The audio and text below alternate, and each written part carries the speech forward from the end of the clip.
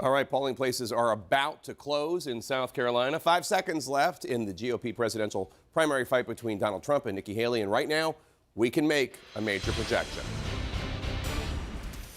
CNN projects that Donald Trump will win the South Carolina Republican primary, defeating former South Carolina Governor Nikki Haley in her home state and securing his 4th major early victory in the GOP primary season. The former president taking another critical step toward winning his 3rd Republican presidential nomination and continuing his dominance over the race ahead of the all-important and delegate-rich Super Tuesday contests just 10 days from now. We're able to make this projection based on exit polls that CNN and other news organizations conducted with thousands of South Carolina voters after they cast their ballots. Again, CNN is projecting Donald Trump will be the winner of the South Carolina Republican primary. Let's go to CNN's Kristen Holmes at Trump headquarters in Columbia, South Carolina. Kristen, what is the mood there after this news, this very quick CNN projection?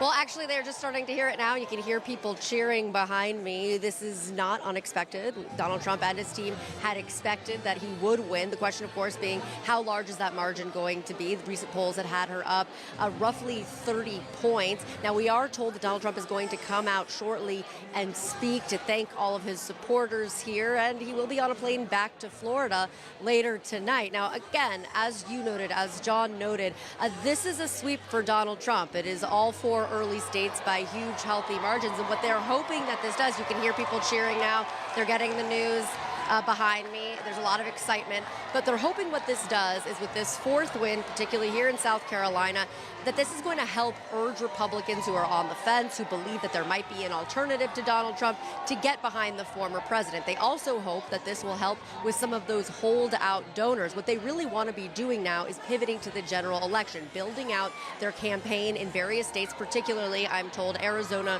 Georgia, and Michigan. Now, it's harder to do that if he is still competing against Nikki Haley, but that's what they are hoping to do. They were also hoping a huge margin here might put more pressure on the former South Carolina governor, because this is her former home state, because this is another state that she has lost, to drop out of the race. However, as you have reported, as we have continued to say, Haley says she is not going to drop out until every primary ballot has been cast. It is, again, though, it looks like the Republican Party has really started to come around completely for the former president as he wins this 4th early voting state. Yeah, absolutely. Thank you so much, Kristen Holmes. And let us mark this moment. First of all, this is Nikki Haley's home state, and we are calling this race for Donald Trump the moment that the polls close, meaning it is a decisive victory for Donald Trump over her in her home state. That's 1. 2, no non-incumbent has ever done this. 4 primaries and caucuses in a row. This really does show the dominance of Donald Trump when it comes to the modern Republican primary. It is essentially as if he is the incumbent president as far as these voters are concerned. Yeah, I mean, I think he is essentially the incumbent for the Republican Party. Nikki Haley knew that coming into this, and that's why a lot of people thought she might want to avoid an embarrassing moment in her home state by leaving the race before that. But it almost seems like something had changed for her between New Hampshire and between South Carolina. The question is, what exactly is it? She's standing her ground, saying she wants to stay in it. She seems personally deeply offended, especially because Trump has personally attacked her and her family.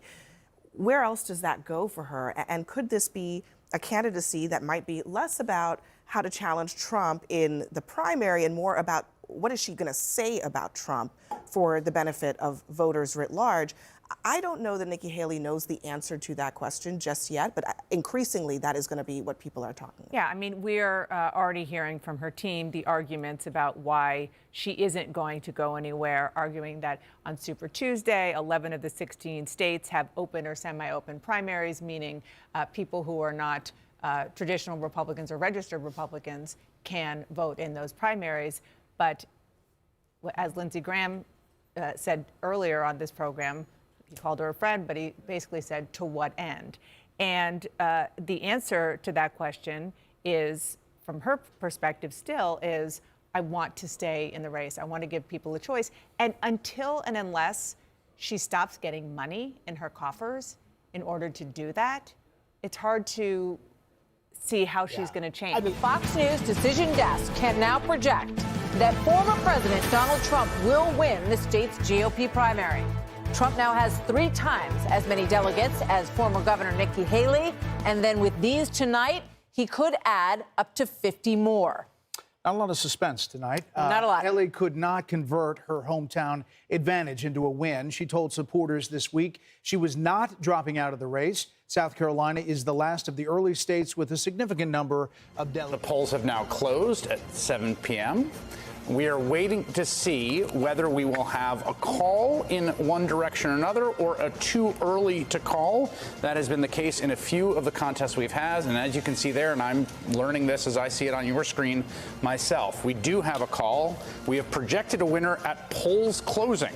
And that projected winner, of course, is the essential incumbent in this race, Donald Trump, the previous president before Joe Biden, the person who seems to be in a pole position for the nomination. We're making that call at 7 p.m. in about 7 seconds, which suggests what we'll see start to come in when the actual data follows on. And speaking of that data, let me go back to Rachel. Your reaction to us, our decision desk, which again, totally independent of us.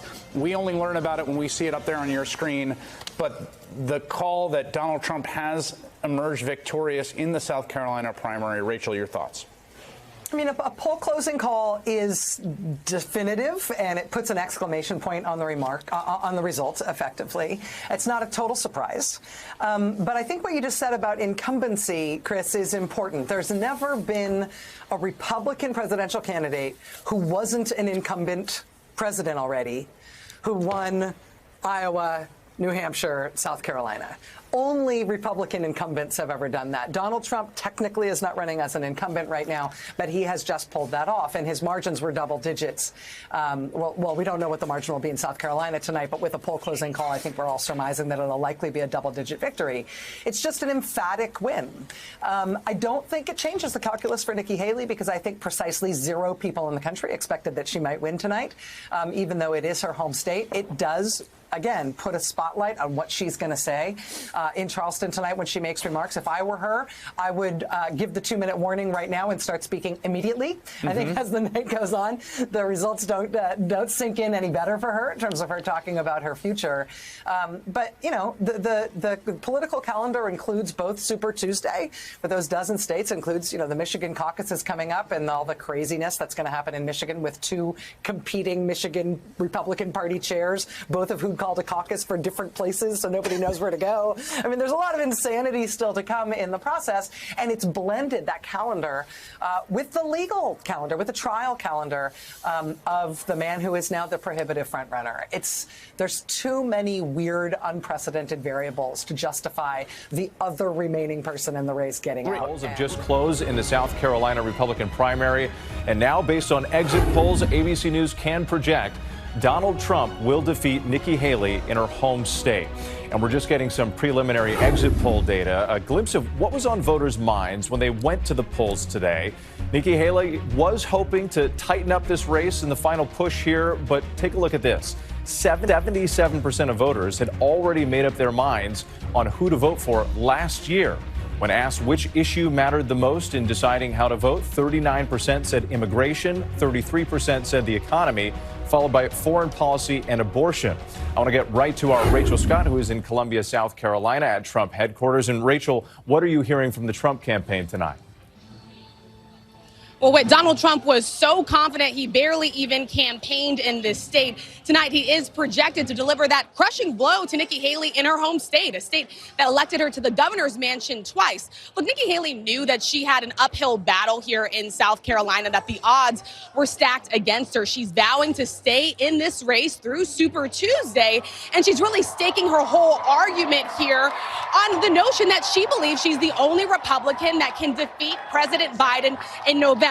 But to do that, she has to get through Donald Trump first. And she lost in Iowa. She lost in New Hampshire. She's projected to lose right here in South Carolina. And she still cannot identify a state that she can win with. All right, Rachel Scott, our thanks to you. Our coverage continues on abcnews.com and our streaming channel, ABC News Live.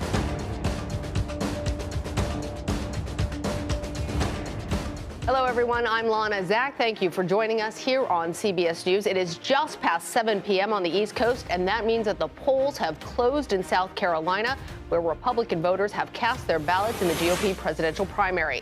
CBS News now projects former President Donald Trump has won the race by a large margin over former South Carolina Governor Nikki Haley.